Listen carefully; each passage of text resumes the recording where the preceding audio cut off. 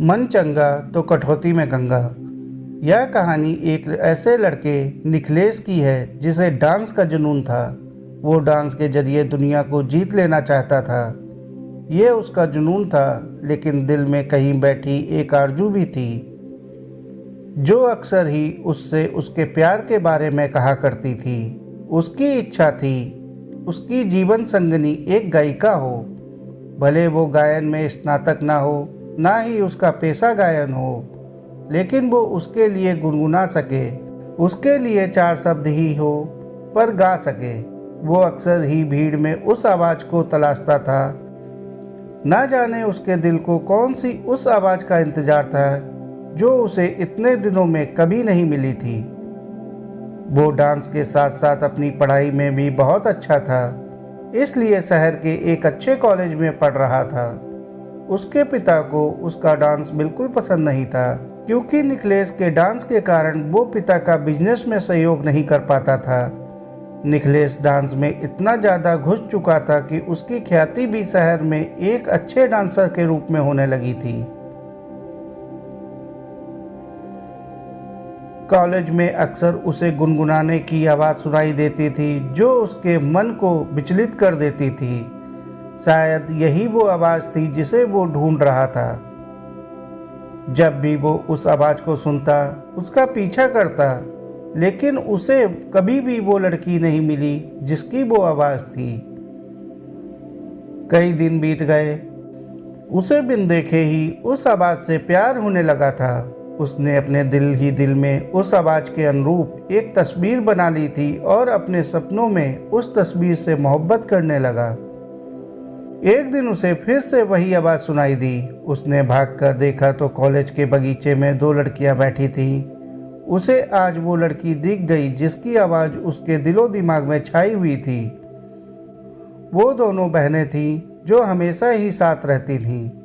उनमें से एक का नाम आभा और दूसरी का नाम प्रतिभा था। आभा स्वभाव से शांत थी, अक्सर ही अपनी बहन के पीछे चुप सी खड़ी रहती थी। उसकी मुस्कान बहुत अच्छी थी, वो दिल की भी जितनी साफ थी। उसके चेहरे पर भी वही निर्मल भाव थे, लेकिन वो दिखने में बहुत साधारण थी। और इसके विपरीत प्रतिभा आज के ज़माने की मॉडर्न लड़की थी जो बहुत बिंदास रहती थी, फैशनेबल कपड़े पहनती और घूमती फिरती एक जिंदा दिल खुशमिजाज लड़की थी। जब निखिलेश ने प्रतिभा को देखा तो उसकी आंखें थम गईं। उस नशीली आवाज के पीछे ये सुंदर चेहरा देख निखिलेश सन्न रह गया और अपना सब कुछ उस पर लुटा बैठा। हर वक्त वो इस कोशिश में रहता कि कैसे भी प्रतिभा से उसकी बात हो। इसके लिए उसने उसे फेसबुक पर फ्रेंड रिक्वेस्ट भी भेजी। वो घंटों फेसबुक पर प्रतिभा से बात करता, एक दोस्त की तरह उससे अपने दुख सुख शेयर करता, और दूसरी तरफ से भी उसे बहुत अच्छा रिस्पांस मिल रहा था। निखिलेश की ज़िंदगी का खालीपन भर गया था। उसे एक साथी की आदत सी होने लगी थी। जब तक वो दिन भर की बातें फेसबुक पर उससे शेयर नहीं करता, उसका दिन पूरा नहीं होता था। कई बार उसके असाइनमेंट पूरे नहीं होते, और जब वो ये बात अपनी दोस्त को फेसबुक पर कहता तो दूसरे दिन उसके नाम से कंप्लीट असाइनमेंट क्लास में जमा हो जाता था। इसके अलावा जब भी निखिलेश को पैसे की ज़रूरत होती, उसकी फ्रेंड अपनी स्कॉलरशिप के पैसे उसके अकाउंट में ट्रांसफ़र कर देती। ऐसी कई बातें जो उसके कहते ही उसकी दोस्त पूरा कर देती थी। निखिलेश को यह एहसास हो गया था कि वो जितना प्रतिभा को पसंद करता है, उतना ही प्रतिभा उसे यह भी यकीन हो गया था कि प्रतिभा जितनी मॉडर्न रहती है, वास्तव में उतनी ही सरल और दिल से भोली है। शायद इसी एक बात में निखिलेश गलती कर रहा था, क्योंकि फेसबुक पर वो जिससे बातें कर रहा था वो प्रतिभा नहीं, आभा थी। जिसकी आवाज़ से, व्यवहार से, अपनेपन से निखिलेश को प्यार था, वो आभा थी। लेकिन निखिलेश का मन उस बाहरी सुंदरता की तरफ आकर्षित था, जिसका मन उतना सुंदर नहीं जितना उसका था, जिसका चेहरा उतना सुंदर नहीं था। यह सिलसिला कई दिनों तक चलता रहा। आभा और निखिलेश दोनों ही एक गलतफहमी के चलते एक दूसरे के बहुत करीब आ गए। निखिलेश के एहसासों में प्रतिभा का चेहरा और आभा की आवाज़ का सुंदर मन, उसके विचार दिन प्रतिदिन गहरे होने लगे और इसी तरह उसके डांस का जुनून भी बढ़ता गया, क्योंकि आभा जो कि उसके लिए प्रतिभा थी, वो भी निखिलेश के डांस से बहुत प्यार करती थी।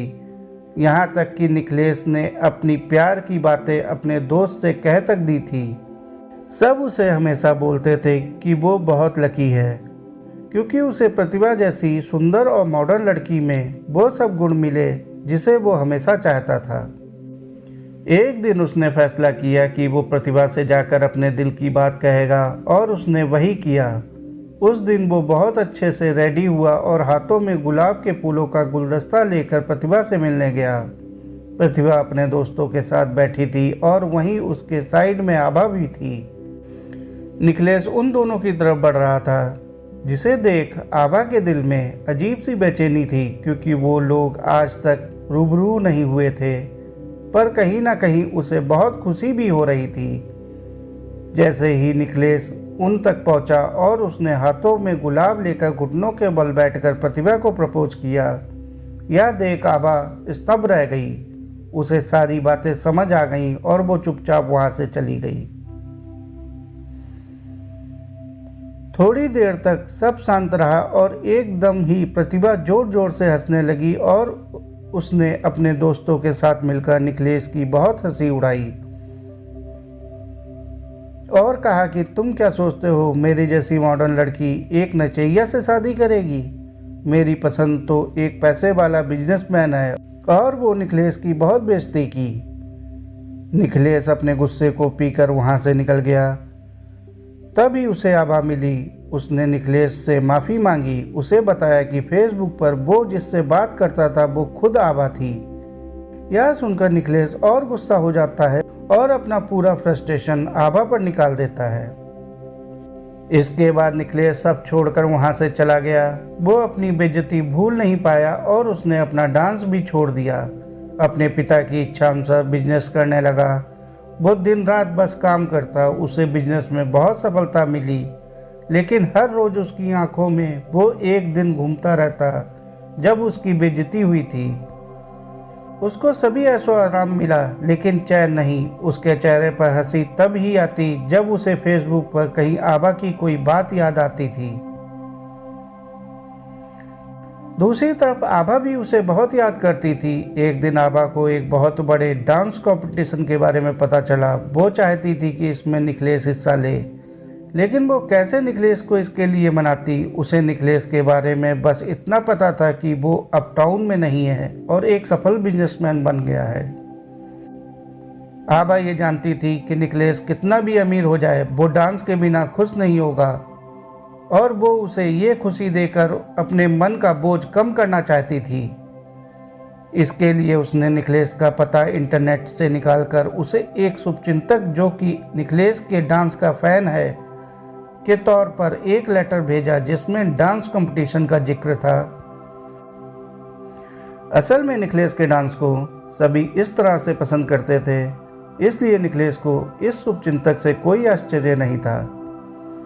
निखिलेश डांस छोड़ चुका था। उसने बस लेटर पढ़ा और रख दिया, लेकिन आभा को पता था कि निखिलेश को कैसे मनाना है। उसने कई लेटर और कई तस्वीरें भेजी जिसमें निखिलेश के डांस के प्रति प्यार का प्रमाण था, जिसे देख निखिलेश का दिल पिघलने लगा। और आभा ने जब तक यह सब किया जब तक कि निखिलेश का मन मान ना जाए, और निखिलेश को मानना पड़ा। निखिलेश ने फॉर्म भरा और जमकर तैयारी की भी। उसके चेहरे पर शांति और खुशी के भाव थे, जिसे परिवार और ऑफिस एम्प्लॉय समझ रहे थे। वो दिन आ गया जब कंपटीशन था। निखिलेश ने बिल्कुल तोड़ू परफॉर्मेंस दी और वो जीत गया।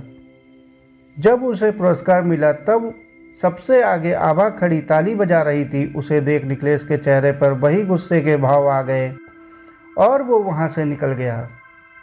जब वो घर आया तो घर में उस शुभचिंतक ने फूल बेचकर उसका अभिवादन किया। साथ ही उसे एक लेटर भी लिखा जिसमें था कि आने वाले कुछ दिनों में उसे एक सरप्राइज मिलेगा। निखिलेश चौंक गया। उसे बार बार उसी बात का ख्याल सताने लगा। एक दिन शाम को घर लौटा तो घर पर प्रतिभा और उसके माता पिता प्रतिभा के रिश्ते के लिए आए थे। असल में आभा ने प्रतिभा और निखिलेश की शादी के लिए अपने माता पिता और प्रतिभा सभी को मना लिया था।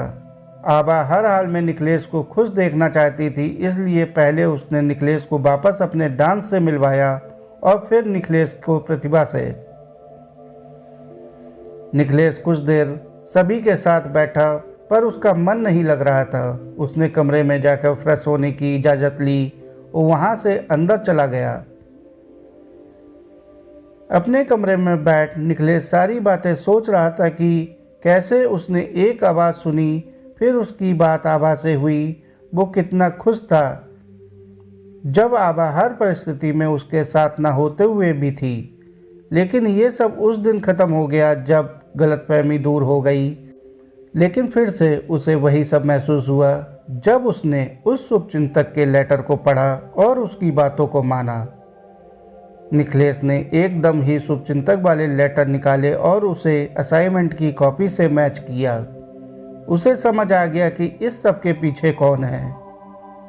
उसे सारी बातें समझ आ गईं और यह भी कि वो क्या चाहता है। वो कमरे से बाहर आकर सबके बीच बैठा। उसने प्रतिभा के पिताजी के हाथ पकड़कर कहा कि मैं शादी के लिए तैयार हूँ, पर मेरी एक शर्त है। मैं प्रतिभा से नहीं, आभा से शादी करना चाहता हूँ। वो सभी को कहता है, मैं भी औरों की तरह सुंदरता में प्यार ढूंढ रहा था। ये भूल कर कि मुझे जिस आवाज़ से प्यार था उसका चेहरा यह तय नहीं करता है कि आवाज़ कितनी सुंदर है। मेरे दिल को जिसने छुआ था असल में वो आभा ही थी। उसकी पूरी बातें सुन सभी की आंखें भर आईं और निखिलेश और आभा एक हो गए। आभा का मन बहुत साफ था, इसलिए उसे उसका प्यार मिलता है और तभी तो हम कहते हैं मन चंगा तो कटौती में गंगा। साथियों, कहानी को अंत तक सुनने के लिए आपका बहुत बहुत शुक्रिया। कहानी पसंद आई हो तो कहानी को लाइक और चैनल को सब्सक्राइब कर लीजिए।